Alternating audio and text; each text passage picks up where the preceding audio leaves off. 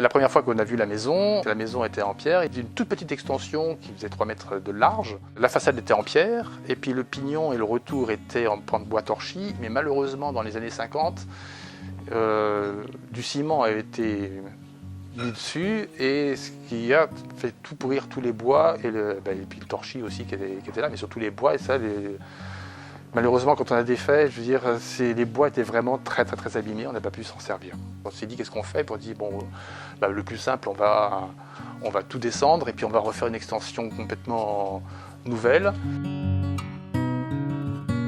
En bas, il y a un petit muret de pierre sur lequel repose l'ossature bois. Entre les bois, il y a le torchis qui a été installé. Et après ça, nous avons mis un matériau qui commence maintenant à être un peu plus reconnu. Mais à l'époque, c'était le début, c'était de l'isochanvre, une épaisseur de 10 cm mélangée avec de la chaux pour que ça tienne. Et par ça, on a fait un enduit à la chaux. C'est très isolant pour l'hiver. On sent la différence avec la partie ancienne. Ce sont des matériaux, beaucoup de récupération. C'est une vieille grange que nous avons réussi à trouver dans la région, qui était un petit peu en ruine. On a réussi à récupérer quand même les 9/10 de la grange pour faire l'extension, l'ossature bois. Aussi, par chance, il y avait les tuiles qui étaient dessus, donc on a récupéré aussi les tuiles qui nous ont servi à faire la partie neuve à l'ancienne.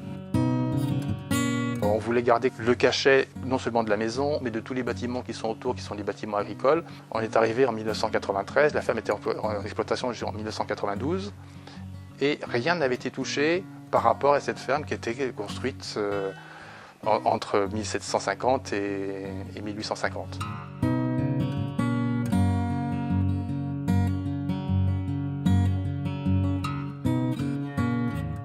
Il y a plusieurs personnes qui, quand on leur dit que cette partie-là est neuve, ils ne veulent pas nous croire.